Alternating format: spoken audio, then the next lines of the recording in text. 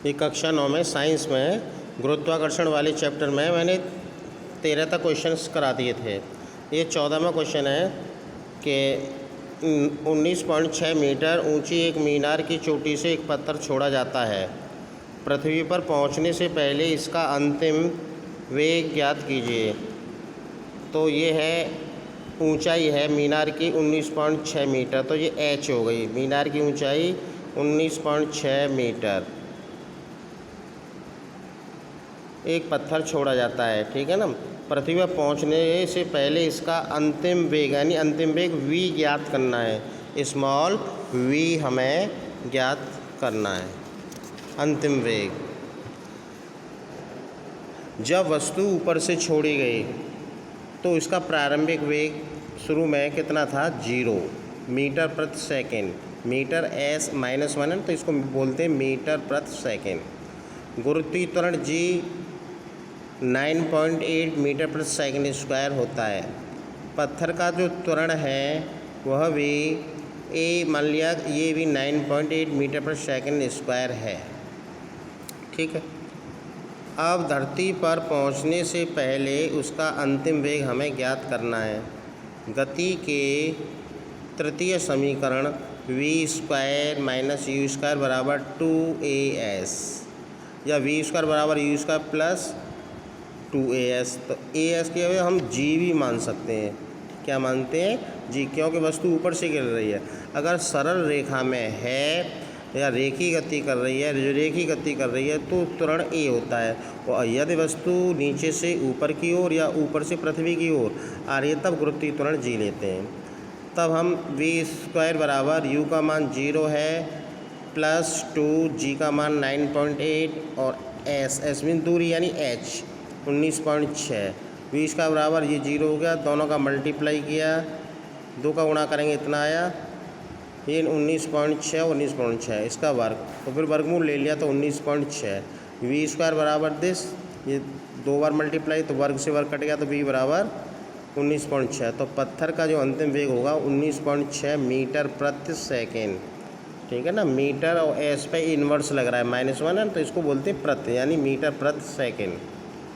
इसी तरह से आप 15वां क्वेश्चन करेंगे। कोई पत्थर ऊर्ध्वाधर दिशा में ऊपर की ओर 40 मीटर प्रति सेकंड के प्रारंभिक वेग से फेंका जाता है। इसमें g बराबर दिया है गुरुत्वीय त्वरण 10 मीटर प्रति सेकंड स्क्वायर लेते हुए ग्राफ की सहायता से पत्थर द्वारा पहुंची अधिकतम ऊंचाई ज्ञात कीजिए।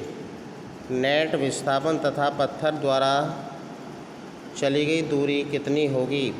तो हमारा प्रारंभिक वेग दिया है 40 मीटर प्रति सेकंड u। अंतिम वेग जब पत्थर रुक जाएगा तो अंतिम वेग 0 हो जाएगा, 0 अधिकतम ऊंचाई h या s ज्ञात करना है। गति के वही तीसरे समीकरण से v² minus u² minus 2gh या s। तो v का मान है 40, u 0 है, 2g का मान 10 दिया इंटू s। 40 का वर्ग 1600, 10 दूनी 20 s, तो s बराबर 1600/20 यानी 80 मीटर। तो ऊंचाई हो गई उसकी 80 मीटर। नंबर फर्स्ट पहला पूछ रहा है कि वस्तु का कुल विस्थापन, विस्थापन तो 0 होगा क्योंकि विस्थापन किसे कहते हैं? किसी वस्तु की अंतिम तथा प्रारंभिक स्थिति के बीच की न्यूनतम दूरी को विस्थापन कहते हैं, ठीक है। तो वस्तु को उसी जगह पर आ गई है, ऊपर की ओर फेंका फिर नीचे की तरफ आ गई तो वो विस्थापन 0 होगा। जो वस्तु वापस धरती पर लौट जाती है इसलिए 0 होगा। और वस्तु द्वारा तय की गई कुल दूरी भाई एक तरफ से 80 मीटर गई और 80 मीटर लौट कर आई तो 80 + 80 बराबर 160 मीटर। तो इतनी दूरी चली उसने, ठीक है ना, पत्थर ने 160 मीटर।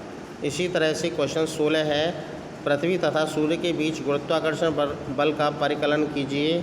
और दिया है पृथ्वी का द्रव्यमान 6 × 10⁻24 किलोग्राम तथा सूर्य का द्रव्यमान 2 × 10⁻30 किलोग्राम। दोनों के बीच औसत दूरी 1.5 × 10⁻11 मीटर है। ये गिवन दैट एक पिंड है m1, तो m1 हो गया 6 × 24 किलोग्राम। m2 दूसरे सूर्य का द्रव्यमान 2 × 10⁻30 किलोग्राम। दोनों के भी औसत दूरी को हमने डी मान लिया, या ई भी मान सकते हैं, ठीक, डी या ई मान सकते हैं।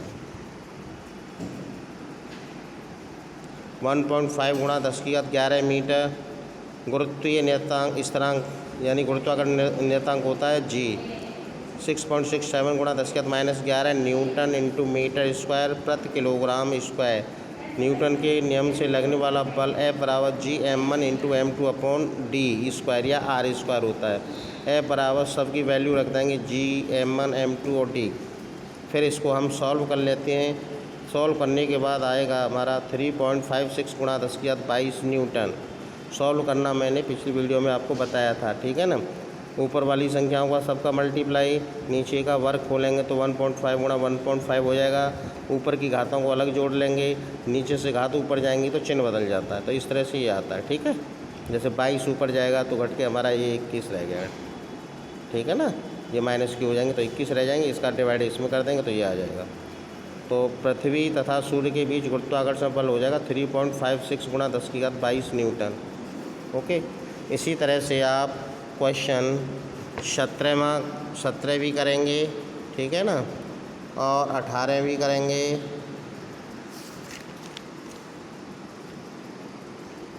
और 19वां तो लिखा चुके हैं, मत करना। ये है 21वां करेंगे। 19-20 तो है ही, 20 वाले को करना चाहो कर लेना। 21वां भी करेंगे और 22वां। इस तरह से 22 क्वेश्चन कंप्लीट हो गए आपके।